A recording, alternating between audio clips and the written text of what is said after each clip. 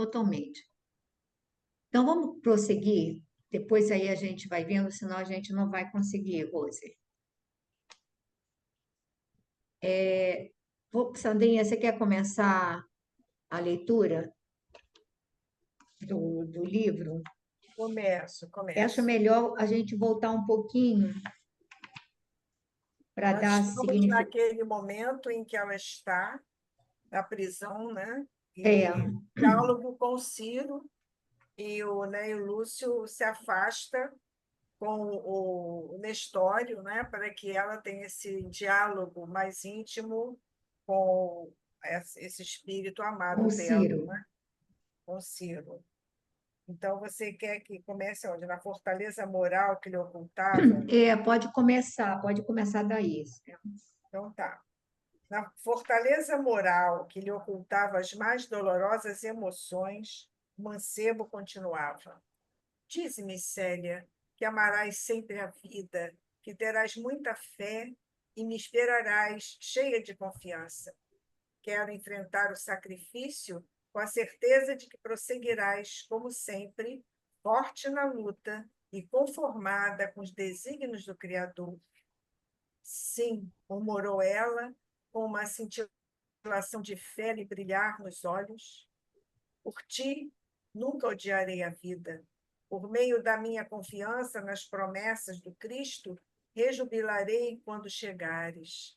Tornarei a sentir a branda carícia da tua presença carinhosa, pois meu coração identificará o teu entre mil criaturas, porque te tenho amado como Jesus nos ensinou, com dedicação celestial.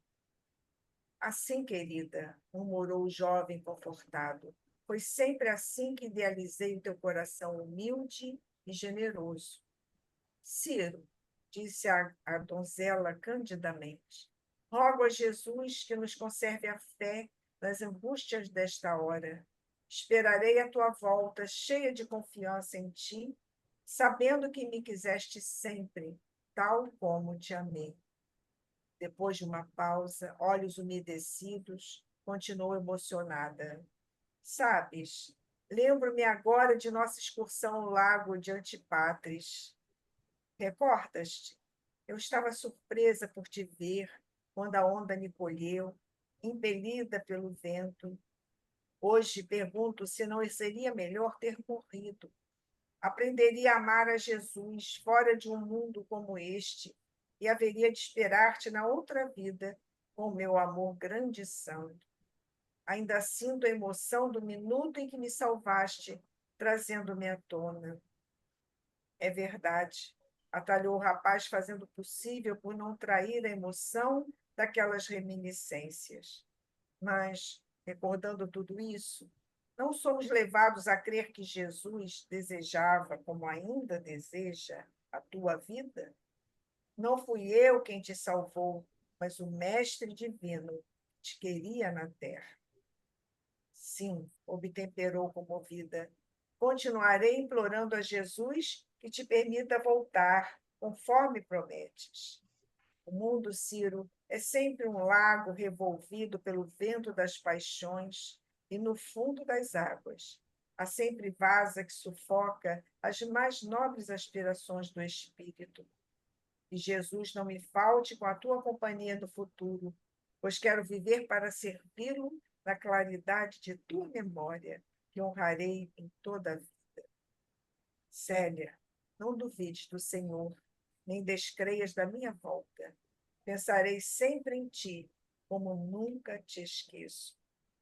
E para dissipar as, desculpe, e para dissipar as amargas expectativas do momento, voltou-se para trás, revolvendo o colchão imundo ali colocado à guisa de cama, de lá retirando um pedaço de pergaminho que ofereceu à jovem, acrescentando: ainda anteontem escrevemos aqui um hino para glorificar o Mestre no dia do sacrifício. Lembrei que deveria sugerir aquela música que te ensinei sob os cedros de tua casa, sendo aceita a minha ideia. Desde esse instante, querida, minha grande preocupação foi conseguir os recursos precisos para deixar-te uma cópia, pois tinha convicção de que Jesus me concederia a dita de reverte. Há aqui um pretoriano chamado Volúcio, bastante simpático ao cristianismo, que me facultou os elementos precisos para a grafia destes versos. Sandrinha, Para, não quer dar uma paradinha? senão fica muita coisa, né? Então, é aquela parte, uma das partes, como outras, né, muito emocionante, porque os dois entregam ali, abrem o coração totalmente nesse momento decisivo da vida deles, né? Decisivo quanto ao sacrifício que Ciro iria sofrer com Nestório e os outros cristãos, mas o sacrifício que Célia teria que empreender até o final, né, dessa reencarnação aqui. E eu achei interessante que ele vai num crescendo, mostrando a importância da vida para ela, para que ela não desista. Porque entre essas duas almas há algo que é sublime, muito difícil no mundo de provas e expiações, não é? Acredito eu, que é a certeza do amor que os nutre um ao outro. Um alimenta o outro, emite essa energia de amor e o outro recebe, o outro doa, e assim por diante. E ela coloca uma frase até bem pesada, diríamos nós, quando ela diz assim, sim, com a cintilação de fé e brilhar nos olhos, por ti nunca odiarei a vida. Ou seja, ele é o motivo, primeiro, de ela lutar, não é? E procurar viver da melhor forma possível e ligada ao mestre, né? Meu coração identificará o teu entre mil criaturas, porque te tenho amado como Jesus nos ensinou com dedicação celestial. Ou seja, quando eu fiquei pensando aqui, né? Quando um espírito chega a esta certeza de que há essa ligação entre ela e Ciro, ela já ultrapassou muitas barreiras, não é? Ela já está em outro patamar de evolução, de progresso espiritual, porque ela vai conseguir identificar o coração dele entre mil criaturas. E muitas vezes nós estamos, eu lembrei de A Vida Continua, não é? O caso dos dois que se encontram na volta ao plano espiritual e eles é que estavam, a eles estava reservada essa ligação maior entre almas e eles não se apercebiam disto, né? Quanto reencarnados estavam ali, aos poucos é que foi se desvendando esse elo, né, maior. E aqui mais adiante eles vão dizendo sobre esse amor que os nutre, mas há um ponto quando ela fala, ela lembra de ter sido salva por Ciro, não é? No lago de Antípatris. Hoje pergunto se não seria melhor ter morrido. É uma coisa que, às vezes, a pessoa, não sei se vocês já aconteceu com vocês, a pessoa que começa a estudar a doutrina espírita, por exemplo, e vê que a vida continua. E muitas vezes, equivocadamente, associa esse ir para o outro lado da vida numa condição que seria melhor. Não, aqui eu não tenho as pessoas que eu amo, aqueles a quem dedico maior ligação afetiva, enfim. E aí, muitas vezes, acha que não tem problema. A volta ao plano espiritual não respeitando todo um planejamento reencarnatório, não é, de cada um de nós, mas querendo até apressar, muitas vezes, essa volta ao plano espiritual. Lembrei também aqui, quando Dona Ivone conta, não sei se vocês lembram daquele livro Cânticos do Coração, ela conta um estranho caso de suicídio em que ela relata o caso daquela mãezinha que comete o suicídio, mas no intuito de proteger aquele filho, né? Então, a Dona Ivone questiona, são tantas nuances que levam os espíritos a tomar determinadas decisões tão graves, né? Que a gente não tem condições, muitas vezes, de julgar, que não é o caso de julgar, muito menos de aquilatar das dificuldades. E, com certeza, nesses casos, há atenuantes, né? Que fazem com que o plano espiritual, envolvido em misericórdia, né? Em amor, sem dúvida, vai assessorando e auxiliando para um reequilíbrio das almas. Então, eu marquei isso aqui. E, a resposta dele, não fui eu quem te salvou, mas o mestre divino que te queria na terra. Ou seja, ele tem certeza desse apoio, desse amparo divino, né, a permear aquele ato e fazendo com que ele conseguisse salvá-la naquele momento. E mais adiante, só o caso do pretoriano, que sempre havia alguém ali, se a gente observar, não é? Às escondidas, sem se identificar prontamente, ligado ao Cristo, né? Ligado ao movimento cristão. E esse pretoriano, o Volúzio, permitiu que ele fizesse essa cópia com esse pergaminho a fim de entregar a Célia, né? Podem falar, gente. Sandrinha, logo no início, quando a primeira frase que você releu, na fortaleza moral que lhe ocultava as mais dolorosas emoções, o mancebo continuava. Ou seja, Emmanuel aqui destaca essa fortaleza moral que Ciro, incontestavelmente, ele apresenta desde esse encontro com a Célia. Ele, em momento, ele controla as emoções. Imagina um rapaz jovem que, amando profundamente a menina, não iria ter ímpetos ou de afagá-la, ou né, de beijá-la, ou alguma coisa assim, e ela teria sentido, mas ele se controla em todos os momentos. E aqui ele está sofrendo profundamente. É claro que ele queria ficar vivo, é claro que ele queria poder continuar desfrutando da companhia dela, mas ele tem essa certeza de que a vida, que ele pode voltar e que ele vai voltar à vida, que ele vai pedir, que eles vão conseguir. Então, essa certeza, e ela, quando ela diz assim, que ela vai ficar na confiança, né? A fé de que o Cristo vai auxiliá-la na certeza da volta dele, né? Para que ela possa, de alguma maneira, ter esse alento. E aí a gente fala assim do martírio dos cristãos, mas pensa bem, é,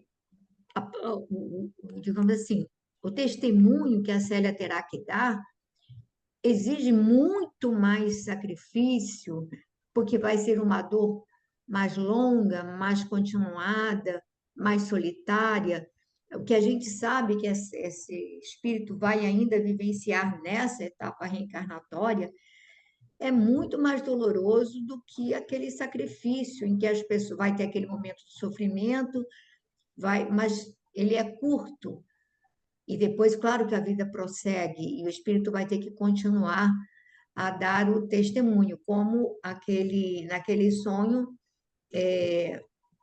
o Ciro percebe, o Espírito fala que, olha, o fato dele estar ali pleiteando, defendendo o cristianismo, tentando vivenciar os seus valores, não representa uma redenção para ele, porque ele traz muitos débitos de muitas etapas reencarnatórias anteriores para serem ressarcidos.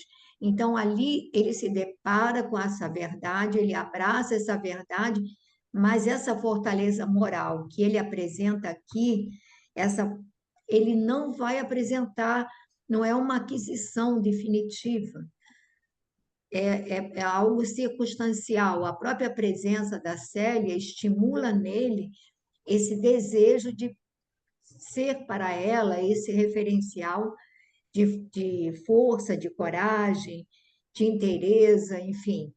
E tem o pai, tem tudo isso, fatores que o estimulam a manifestar o seu melhor. mas a gente vai ver que contra essa luz que se apresenta agora na vida dele, vem realmente esses inúmeros séculos de sombra para serem ressarcidos, né? Alguém gostaria de falar alguma coisa mais? Fala, Verônica. Pepe, cadê? Esse trecho aqui, que ela Célia coloca, também achei interessante. É, continuarei implorando a Jesus que te permita voltar conforme prometes. Aí ela coloca assim: o mundo, Ciro, é sempre um lago revolvido pelos ventos das paixões, e no fundo das águas há sempre vasa que sufoca as mais nobres aspirações do espírito. Que na verdade é isso aí que você acabou de falar, né? Exatamente, exatamente. Aquela chaminha lá, fraquinha, e o fundo lodoso aí que o mundo até impulsiona, né? Abre ele. E essa imagem é muito boa, porque imagina, se estiver um dia de sol lindo, aí aquele lago e as águas estiverem paradas, ou seja, equilibradas, mansas, ele vai refletir um azul maravilhoso. Você vai olhar assim, vai achar, Vai estar estar ali o cristalino. céu lindo. Bastará que realmente, se vier uma tempestade ou vier alguma coisa que remexa aquele lodo, então ele só vai ser, de fato, permanentemente plácido e limpo, cristalino, quando não tiver mais lodo lá. Porque ainda mais quando o nosso lodo é muito, ele pode realmente turvar tudo. E aí é a prece para a gente se manter na linha e não esmorecer, porque, olha, a oscilação conosco, né? Com a Pepita, por exemplo, a oscilação ainda é bem. Eu digo até coisa de falar assim, porque de repente vocês já estão numa condição de manter aquele equilíbrio zen, mas E como o meio, né, é, influencia a gente, né? como Sufoca, né, como ele coloca aqui, as mais nobres aspirações do espírito. é Então, ou verdade. seja, Acho o que a meio Sandra também. quer falar. Pode falar, Sandra. Lembraram muito bem, porque a gente fica pensando, o próprio André Luiz, né? Em todo o trabalho de André Luiz, o que que a gente vê? A questão pior, como eles colocam, é de voltar à carne, né? Você fez todo um planejamento reencarnatório, cuidadoso, com os amigos espirituais, com os mentores, mas você fica sempre naquela, não é? Será que eu vou conseguir? E a gente vê, nos exemplos dados, nos casos reais que ele apresenta, que a maioria de nós não consegue voltar tendo cumprido grande parte assim daquilo lá que veio, né?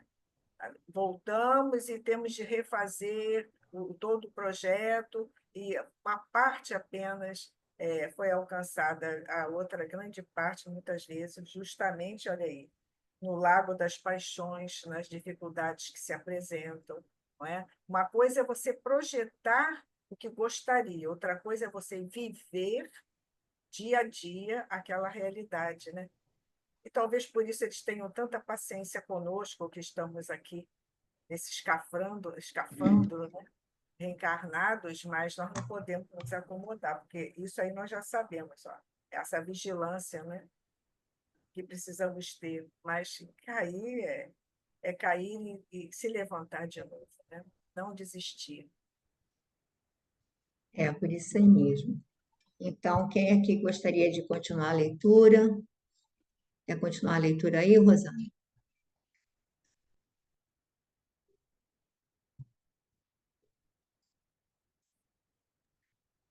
Uhum. Cadê? Bom, bom. Entregando-lhe o fragmento de pergaminho, acentuava: guarda este hino que constitui a minha lembrança antes da partida.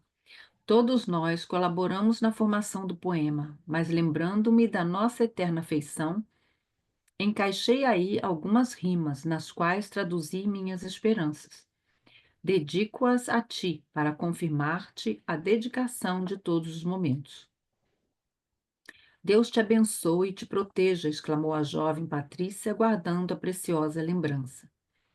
Ambos se entreolharam com a poderosa atração dos seus sentimentos purificados, mas Cneio Lúcio, depois de haver conversado longamente com Nestório e seus companheiros, examinando todos os detalhes da prisão, aproximava-se com um sorriso complacente. Conhecendo a sentimentalidade da neta, dirigiu-lhe a palavra nestes termos: Filha, as horas voam. Estou à sua disposição para quando desejes regressar. Ela cercou-se do respeitável ancião, que se fazia acompanhar pelo liberto de seu filho, pousando em Nestório o olhar melancólico, mas o ex-cativo veio-lhe ao encontro com estas palavras: Célia, tua vinda a este cárcere representa para nós a visita de um anjo. Não te impressione a nossa condenação, que aos olhos de Deus deve ser útil e justa. Dizia a inspiração de Paulo que a morte é o nosso último inimigo. Venceremos, pois, mais essa etapa, com Jesus e por Jesus. Apesar disso, não te esqueças de que a dádiva da vida é um bem precioso que o céu nos confia. Para a alma fervorosa, o melhor sacrifício ainda não é o da morte pelo martírio, ou pelo infamante opróbrio dos homens, mas aquele que se realiza com a vida inteira pelo trabalho e pela abnegação sincera, suportando todas as lutas, na renúncia de nós mesmos, para ganhar a vida eterna de que nos falava o Senhor em suas lições divinas. Célia sentiu que a sua fé atingia um grau superior, mediante aquelas exortações amigas e carinhosas, e voltando-se para Ciro, que com o olhar parecia recomendar-lhe que as ouvisse, respondeu comovida: Sim, guardarei tuas palavras com o respeitoso amor de uma filha. Acercando-se do avô, pediu-lhe permissão para despedir-se de ambos os condenados e, aproximando-se do jovem que ocultava a comoção no imo da alma, guardou-lhe as mãos entre as suas por um momento, beijando-as levemente. Deus te proteja, disse em voz baixa, quase imperceptível. Em seguida, acercou-se de Nestório, a quem abraçou respeitosamente, depositando-lhe um ósculo na fronte. Ambos os sentenciados desejavam agradecer, mas não o puderam. Uma força poderosa parecia embargar-lhes a voz. Ficaram imóveis, silenciosos, enquanto que Cneio Lúcio, tocado pela cena comovedora, se despediu com um leve aceno. Contudo, até o fim, Ciro mostrava no rosto uma expressão de fortaleza, num sorriso carinhoso que consolava profundamente a alma gêmea da sua. Mais um gesto de adeus naquele silêncio que as palavras profanariam, e a porta do cárcere rangeu de novo nos seus gonzos sinistros e terríveis. Nesse instante, o sorriso do moço cristão desapareceu-lhe do rosto desfigurado. Dirigiu-se para as grades da prisão, agarrando-se aos varões como um pássaro sedento de luz e liberdade. Seus olhos ansiosos Espraiaram-se. espraiaram-se pelo exterior, buscando ver pela última vez a liteira que deveria reconduzir a sua amada. Aos poucos, sua juventude inquieta voltava-se para Jesus com todo o fervor de suas aspirações apaixonadas. Desprendeu-se dos varões rígidos e ajoelhou-se. A luz do sol, que esplendia na manhã alta, banhou-lhe as faces e os cabelos. Orava, rogando a Jesus fortaleza e esperança. A claridade solar parecia inundar-lhe a fronte com as graças do céu, mas mesmo assim, deixando pender a cabeça, escondeu o rosto nas mãos emagrecidas para chorar humildemente. Emocionante, né? Bom, esse final aqui mostra que ele o tempo todo tentou se mostrar bem forte, né? Mostrando para ela que ele estava confiante, né? Mas ao mesmo tempo ele estava tão talvez desesperado, né? Ou triste como ela, mas ele não quis mostrar isso para ela, né? Só depois que ela saiu é que ele se deixou levar, né? Pelo sentimento aí. Eu achei aqui muito interessante a parte que ele fala que a presença dela, né, foi como a visita de um anjo e que tudo que ele fala ali, né, nessa hora, parece que fortalece ela de um jeito que aumentou, né, a fé dela. E, diz aqui, Célia sentiu que a sua fé atingiu um grau superior mediante aquelas exortações amigas e carinhosas. E ele conseguiu, né, o objetivo dele, que era fortalecer a Célia, né, para ela não se desesperar com tudo que estava acontecendo, e conseguiu até fazer com que ela tivesse ainda mais fé antes de sair dali, né? E ela conseguiu até se despedir dos dois, e é isso. Vocês continuem aí comentando. Tem muito detalhezinho assim emocionante aqui, eu achei. Eu acho que assim, tem várias coisas, né? A primeira, você vê, quando ela se despede, ela abraça Nestório, mas ela não abraça Ciro. Isso eu reparei também, eu esqueci de Exatamente falar. para que não houvesse, talvez ela não resistisse, talvez eles desmoronassem, né? Talvez fosse mais doloroso. Então, do Ciro, quer dizer, em momento nenhum eles tiveram um abraço, em momento algum. E ali, eu acho até que o avô não iria impedir, mas ela, para não criar um sentimento, não gerar, ela também só segura as mãos e beija-lhe as mãos para mostrar aquele sentimento sublimado. A outra coisa é a questão do amor, que eu acho que a gente vê aqui. Porque normalmente as pessoas dizem assim, eu te amo, e as atitudes não reforçam aquele eu te amo barato, sabe? Que as pessoas, é tão fácil dizer eu te amo, é tão fácil. Mas quem ama de verdade não está preocupado consigo, está preocupado com o bem-estar da criatura amada.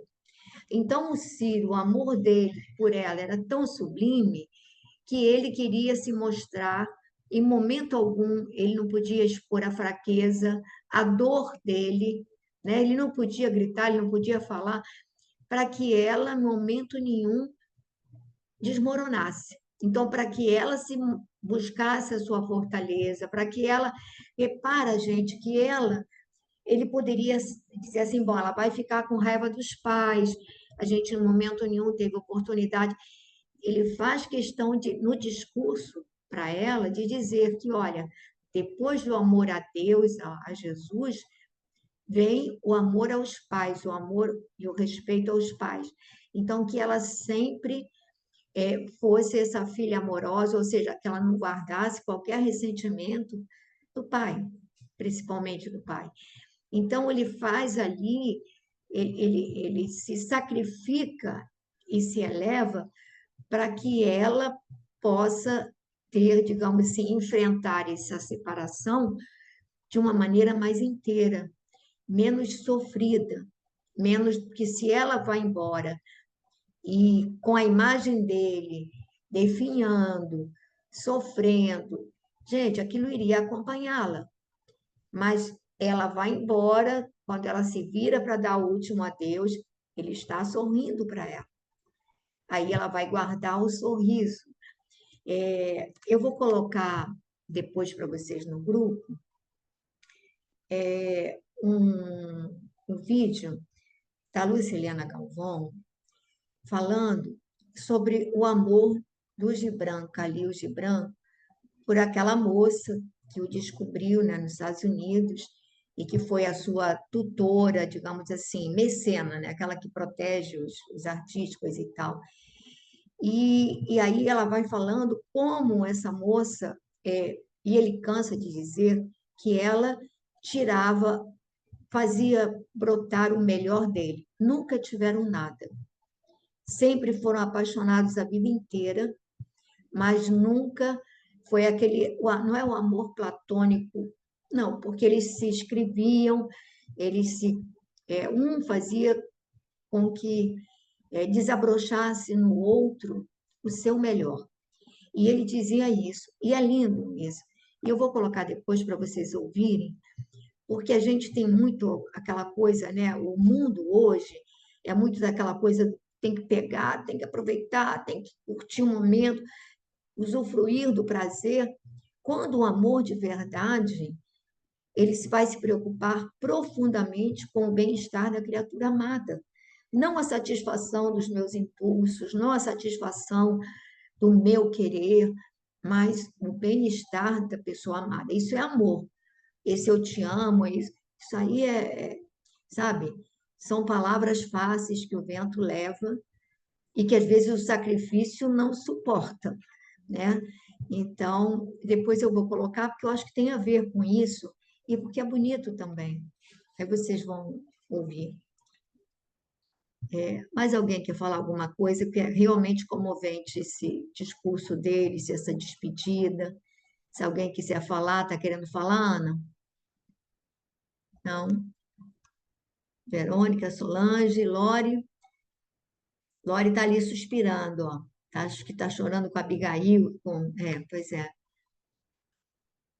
João quer falar alguma coisa? Não, ninguém quer falar nada. Rose, Rose e Gracinha podem falar. Estão no escuro, mas podem falar se quiserem. Estão escondidas. Não? Então, Sandrinha, você quer fazer mais alguma colocação desse final de capítulo? Não? Então, nós vamos mudar o capítulo. Outro clima agora, a gente vai para outro clima. Quer começar a ler, João? Posso começar. Capítulo 7, nas festas de Adriano. Cneio Lúcio notou que a visita da neta aos condenados produzira efeitos grandemente benéficos. Apesar do abatimento, Célia mostrava-se corajosa na fé, mas calma e bem disposta. Contudo, o velho avô, considerando a sensibilidade do seu afetuoso coração de menina, providenciou junto do filho para que ela ficasse em sua companhia até a passagem das festas do casamento de Elvídia.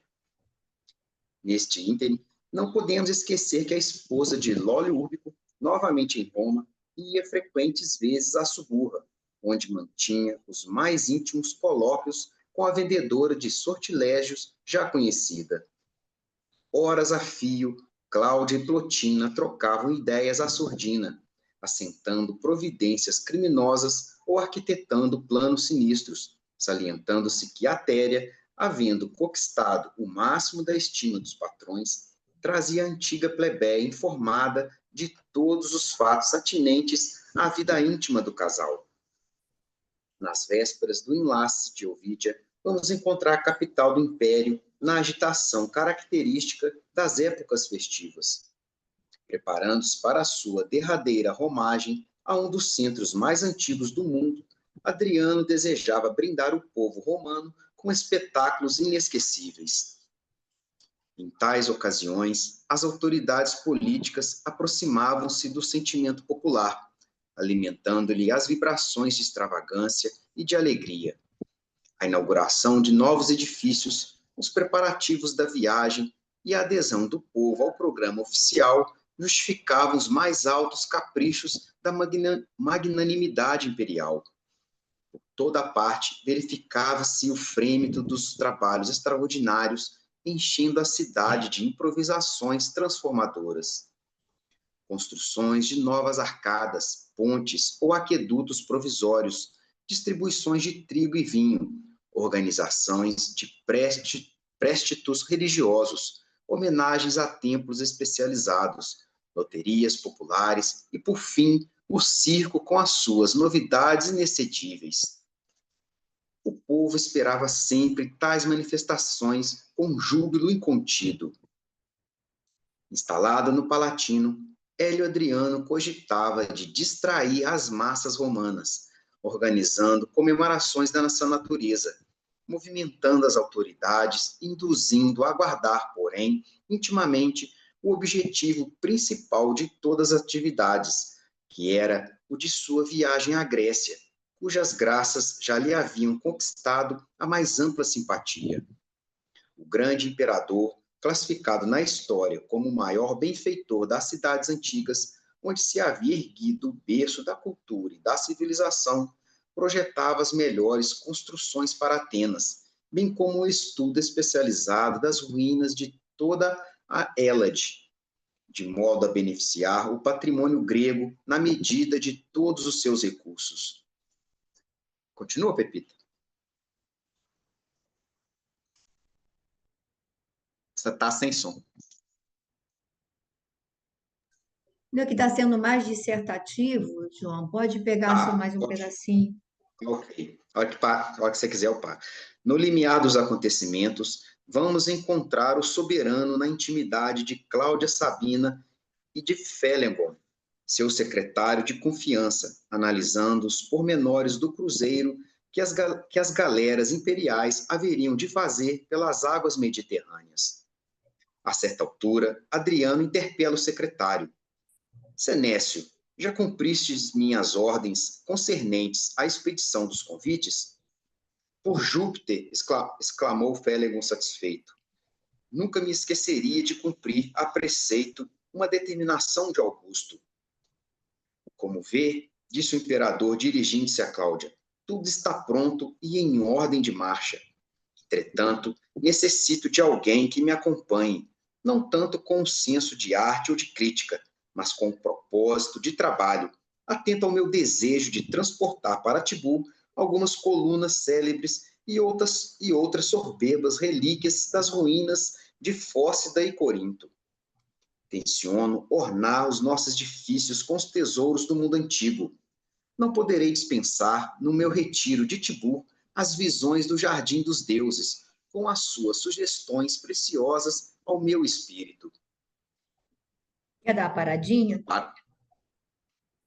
A gente vê aqui que essa realmente é uma descrição puramente materialista, né? No início aqui, né, a gente vê, né, o avô, né, como é que o, né, Lúcio, né, foi importante, né? Acho que foi esse esteio para Célia, né? Você vê que o tempo todo ele está ali amparando, né, acolhendo, né, acercando de uma forma benéfica, né, né, para que né, ele conhecendo, né, falando aqui dessa sensibilidade do seu coração, então ele trouxe ela ali, né, vendo que ela, né, melhorou o seu ânimo, então ele trouxe ela mais para perto dele, né.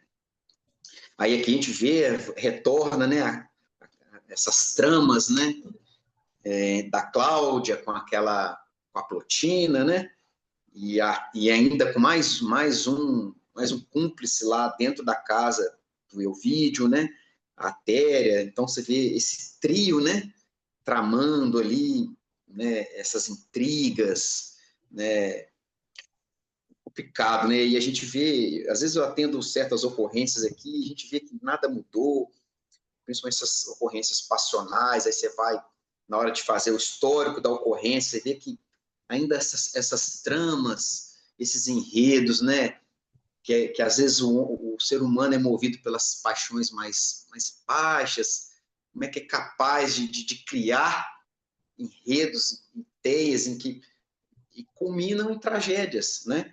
Então a gente vê aqui que elas, né, continuam aqui, né, nessas tramas aqui, né? E a gente achei também interessante essa parte aqui do imperador, né, em que ele toda essa movimentação. Então, aí eu lendo aqui, aí vem na minha cabeça, aí você vê aqui que as coisas só mudou o nome, só mudou, às vezes, os formatos, né? A gente ainda continua com as festas, essas festas de fim de ano, as mega da virada, que ele traz aqui, até achei interessante, loterias populares, não sei se seria isso, né?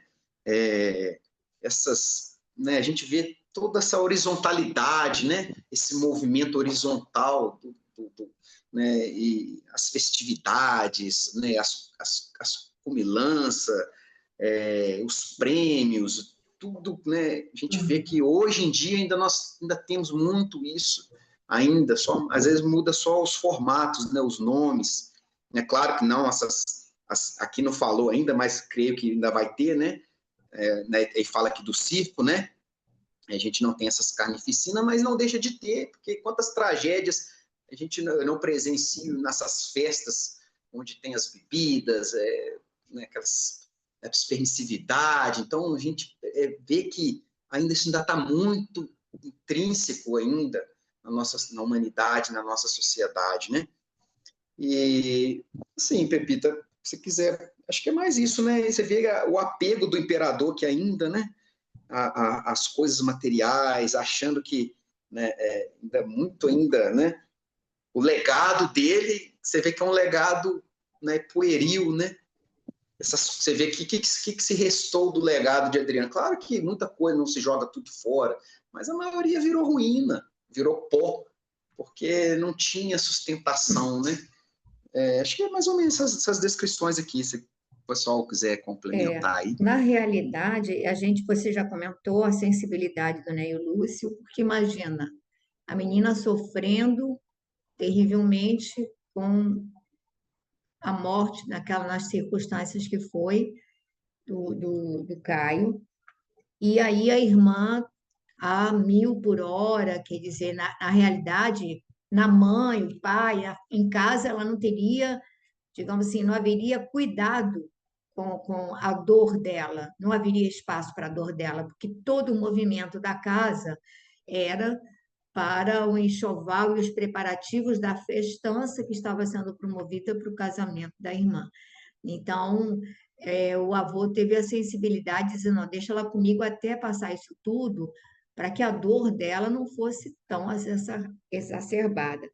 Depois também aquela coisa política, quando diz assim, em tais ocasiões as autoridades políticas aproximavam-se do sentimento popular, alimentando-lhe as vibrações de extravagância e alegria. Ou seja, tudo nessas festas era permitido, né? Tudo era possível, tudo era viável. A gente aí o povo passava fome, aí se distribuía vinho e trigo, enfim, era a festa total, né? O povo não pensava em coisa a mais.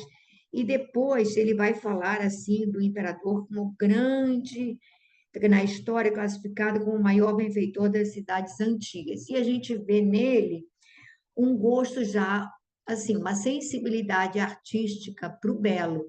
A gente não pode desconsiderar. Só que, digamos assim, ao lado dessa sensibilidade para o culto do belo, principalmente nas suas moradias, né? Não era bem, havia a insensibilidade com relação ao povo. Então, manda dizimar todos os cristãos, diz que são revolucionários, né? Eles não morreram como cristãos, estavam sendo sacrificados como rebeldes, né? E aí a gente vê essa complexidade do caráter do ser humano.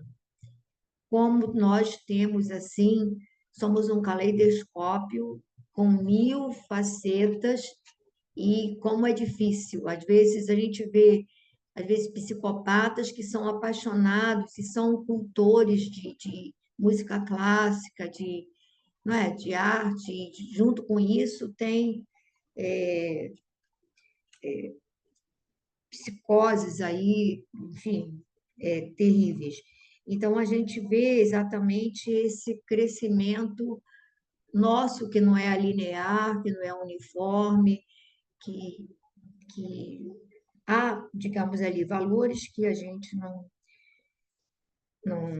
ao lado de outros, né, negativos, né? Bom, fora isso, alguém quer falar mais alguma coisa dessa suntuosidade romana? Eu não sabia nem que o Adriano era tão apaixonado pela cultura helênica, não é? E você vê aquela coisa, né? Aí por isso que a gente fala do greco-romano, porque na realidade tudo romano acabou absorvendo a cultura, né, grega, né? Mas alguém quer falar alguma coisa?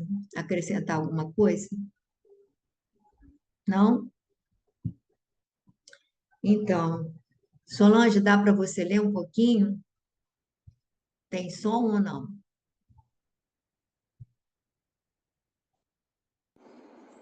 Tem som? Tá falando? Tem som. Tem som.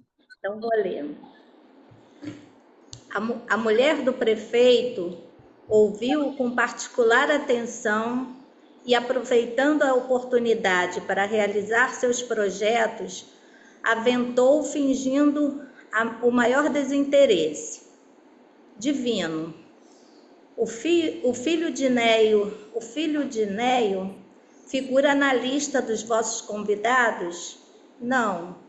Euvídio Lúcio seria um excelente companheiro, mas abstive-me de incomodá-lo, atento às suas condições especialíssimas de homem casado e chefe de família.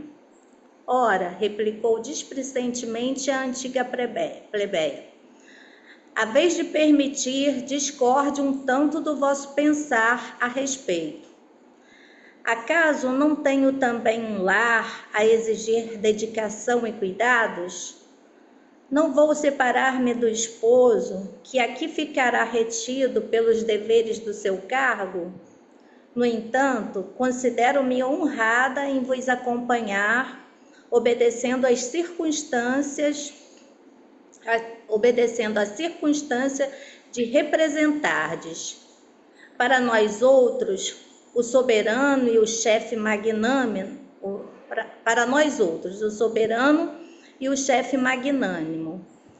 Acredito que o genro de Fábio pensará comigo sem discrepância. Daqui a 2 dias, realizam-se os esponsais da sua filha mais velha, sob as vossas vistas magnânimas.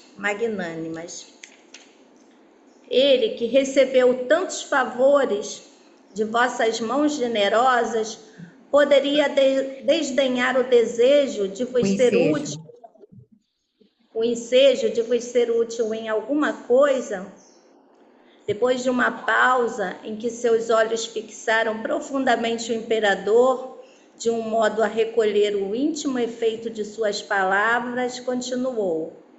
Conhecendo pessoalmente as obras do Tibur, um tanto seduzem o gosto artístico, penso que só um esteta como Euvídio poderia operar o milagre de escolher o precioso material a superintender o seu transporte para Tibur.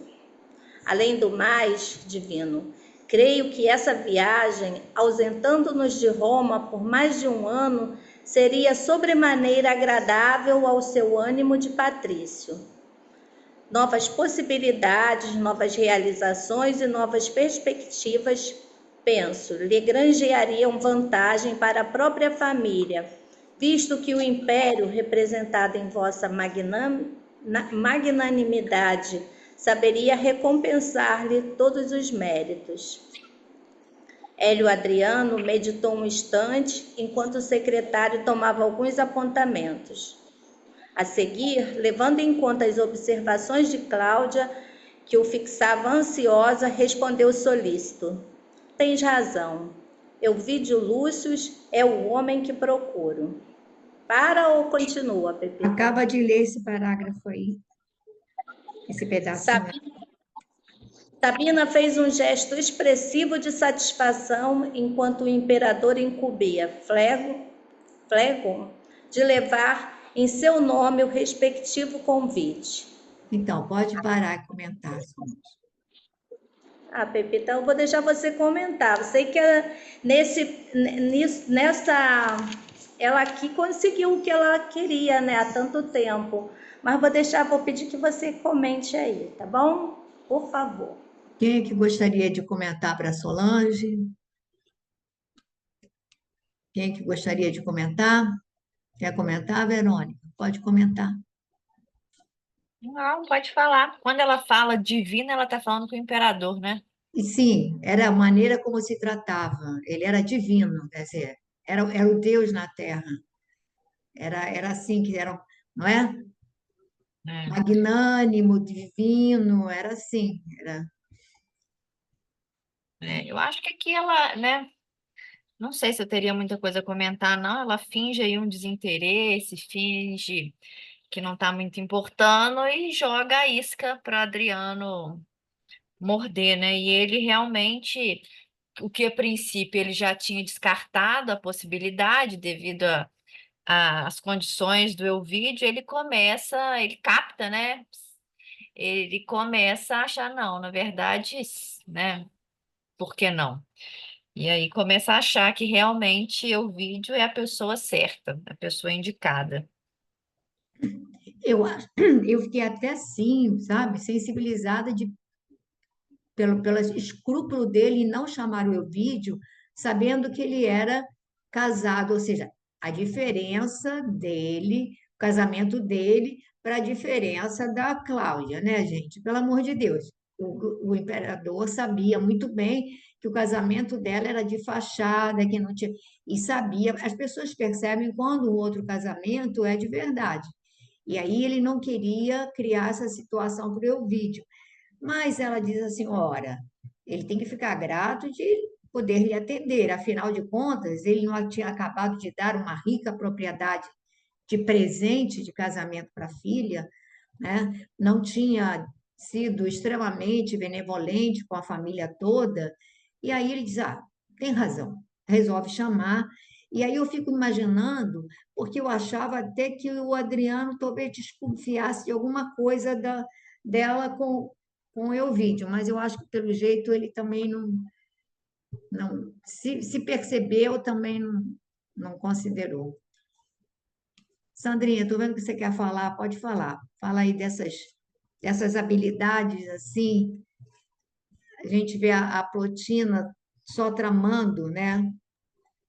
Eu fico pensando que, como o João falou anteriormente, as coisas mudam muitas vezes de nome, mas as artimanhas, a hipocrisia social continua, infelizmente, né?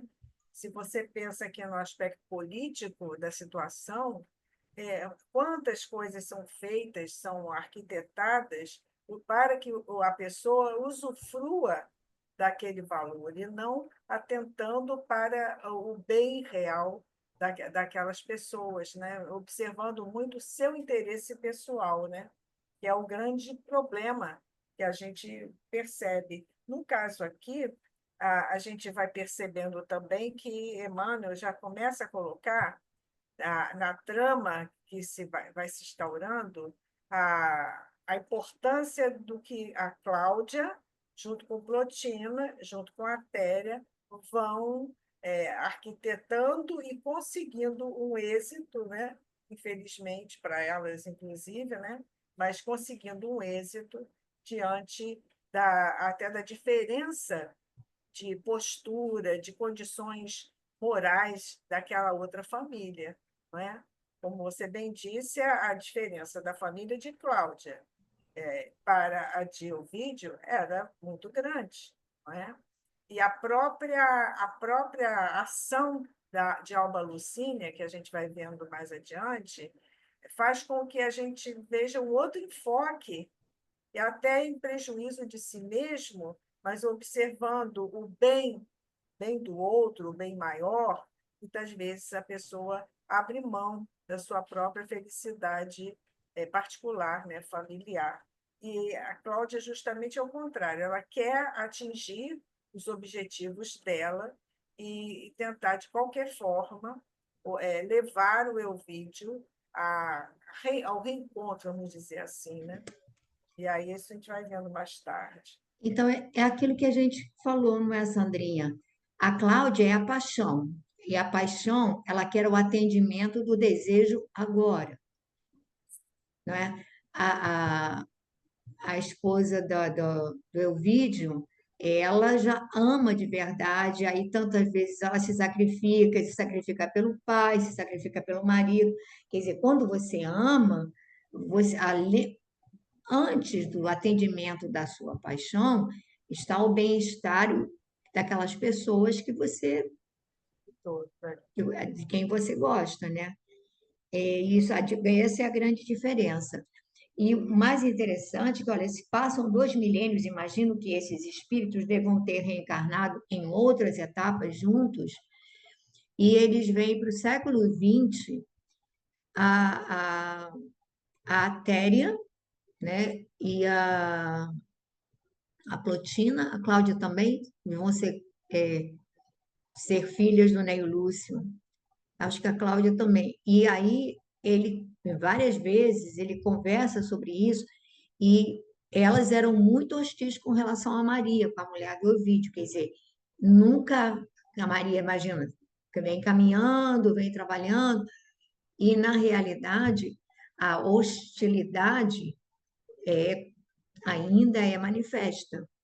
E aí, quando ele fala, quando ele começa a ter acesso a essas reminiscências do passado, aí ele começa, depois digamos assim, acionado, ele começa a relembrar por ele mesmo várias cenas, aí ele começa a entender a grande dificuldade que ele teve com os filhos, que ele começa a entender o porquê do temperamento deles, né? E aí você fica imaginando, teve vários filhos, eu acho que não sei se foram 6, alguma coisa assim, são vários, mas vários assim, que pedem para vir com ele, porque só com ele talvez conseguissem se desvincular da sombra, né? E ainda a dificuldade que é. Então, nós que sonhamos em consertar tudo, em querer consertar a família, querer, sabe?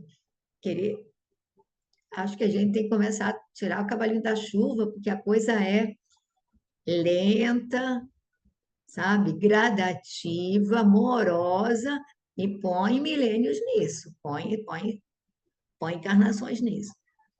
Porque nós temos dificuldade de abrir mão do nosso querer, dos nossos interesses. Nossa, aí só multiplicamos o nosso sofrimento, só.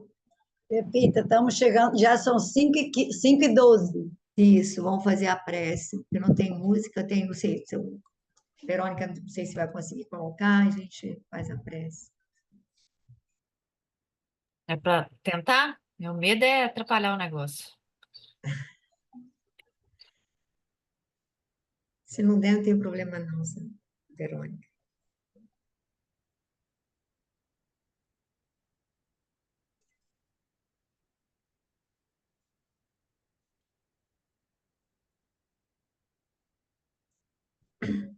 Ou uma Ave Maria. Que aí.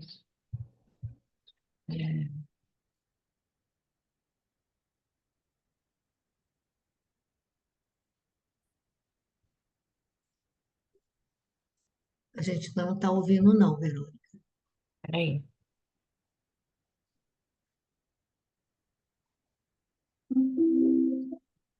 Tá ouvindo? Agora sim. Tá alto, tá baixo? A gente eu só ouvi os primeiros Se acordes, depois aumentar, está bem baixinho, Verônica. Bem baixinho, quase não escuto. Tá bom? Um pouquinho mais, por favor.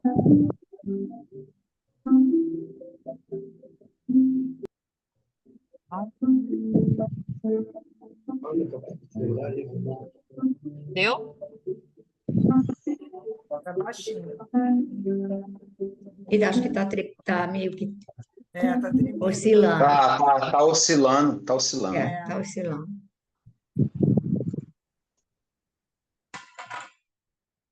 Então, vamos fazer a nossa prece, agradecer a Jesus, a Maria, as oportunidades que nos são concedidas diariamente. Agradecemos também a bênção de conhecer essa doutrina de luz, que nos clareia o raciocínio e o entendimento, que nos ajuda a refletir sobre a necessidade de melhorar os nossos sentimentos, de buscar a simplicidade, de trabalhar o altruísmo, da importância do espírito de sacrifício e de renúncia para sublimarmos o nosso espírito. Então, Senhor, muito obrigada pelo acesso a essas obras, muito obrigada por todos esses amigos que compartilham conosco esses momentos para esse estudo e reflexão. Muito obrigada pelo amparo dos amigos espirituais que nos tutelam. E pedimos, Senhor, que possas permitir que nesse momento eles nos abençoem. Que nesse momento eles envolvam nossos lares em vibrações de paz e de harmonia.